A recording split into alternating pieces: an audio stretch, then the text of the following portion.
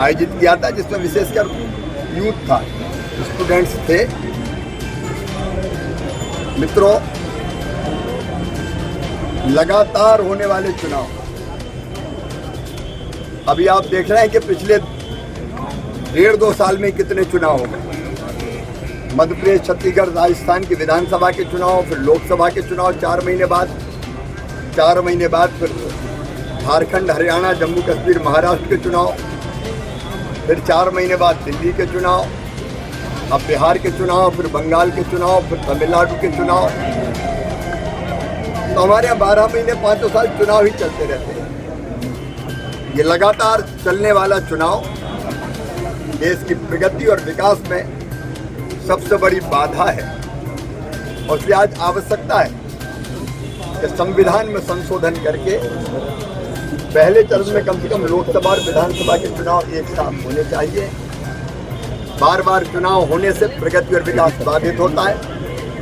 आचार संहिता विकास के काम ठप्प कर देती है।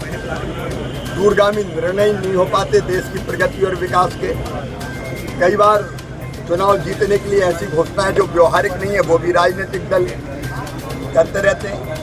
अंधाधुंध अनावश्यक पैसा खर्च होता है, प्रशासनिक काम ठप्प पड़ जाते हैं, और मंत्री, मुख्यमंत्री, सांसद, विधायक सहित अनेकों अफसर सहित अनेकों महत्वपूर्ण लोग जनता का काम छोड़ के चुनाव की व्यवस्थाओं में लग जाते हैं। पर्यावरण प्रदूषण, क्योंकि गाड़ियों की चिल्लकों, बड़ी मात्रा में फ्लैक्स, होर्डिंग्स, प्लास्टिक के बैनर, झंडे, ये पर्यावरण को भी बिगाड़ते हैं। पढ़ाई ठप होती है, जातिवाद, भाषावाद बढ़ता है।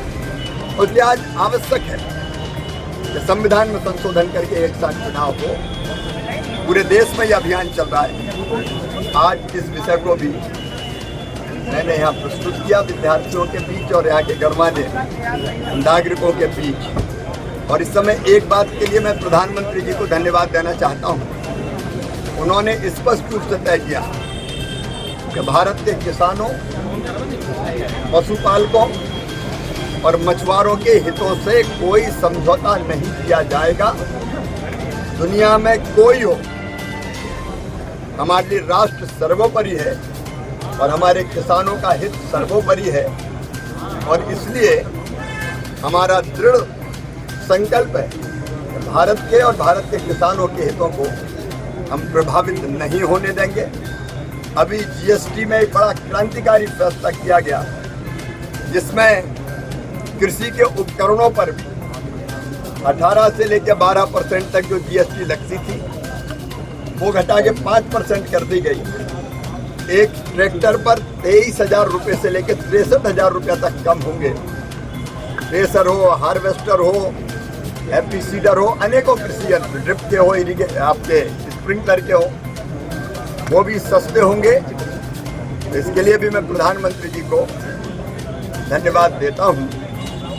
और बहुत दिनों के बाद यहाँ सौभाग्य मिला है आने का।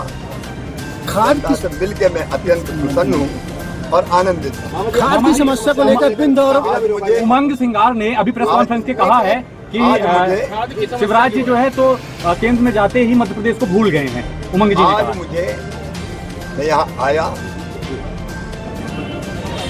तो खाद की समस्या के बारे में कुछ मित्रों ने ज्ञापन दिए हैं। देखिए, हमारे लिए किसानों का हित सर्वोपरि है और केंद्र सरकार, क्योंकि फर्टिलाइजर मिनिस्ट्री अलग है, तो हमारी फर्टिलाइजर मिनिस्ट्री राज्य की डिमांड के आधार पर निरंतर फर्टिलाइजर की आपूर्ति के काम में लगी हुई है। सतना जिले में भी अगर आप देखें तो पिछले साल इस समय तक यूरिया 23,585 मीट्रिक टन खपत हुई थी। इस बार 27,700 मीट्रिक टन अभी सतना जिले में आया है। क्योंकि जैसे ये बात आई, मैंने प्रशासन से भी यहाँ बात की, भोपाल भी मैंने चर्चा की, लेकिन इस बार बारिश अच्छी हुई है। बौनी का इलाका जिसमें धान सम्मिलित है, जिसमें यूरिया की ज़रूरत ज़्यादा पड़ती है, उसके कारण यूरिया की ज़रूरत और ज़्यादा है। इन सारी परिस्थितियों पर मैं राज्य सरकार के साथ भी, जिला प्रशासन के साथ भी और हमारी फर्टिलाइजर मिनिस्ट्री के साथ भी चर्चा करके आज भी रैक आई 1500 मीट्रिक टन खाद आया है, जो मुझे अभी बताया गया है। निरंतर आपूर्ति के प्रयास जारी रखे जाएंगे। जरूरत पड़ेगी तो फिर हमारी फर्टिलाइजर मिनिस्ट्री के साथ भी बात करेंगे और राज्य सरकार के साथ भी चर्चा करके व्यवस्था और कैसे बेहतर बने और आवश्यकता कैसे पूरी हो, उस दिशा में कदम उठाए जाते रहेंगे। लेकिन बड़ी जगह पे बाढ़ आई हुई है पंजाब। मैं अपनी जनता का सेवक हूँ, अपनी जनता की सेवा में दिन और रात लगा रहता हूँ। मैं केवल जनता को देखता हूँ, उसका सेवक हूँ। बाकी और किसी तरफ कौन क्या कह रहा है मेरा ध्यान कभी नहीं जाता। सब अपना अपना काम कर पंजाब में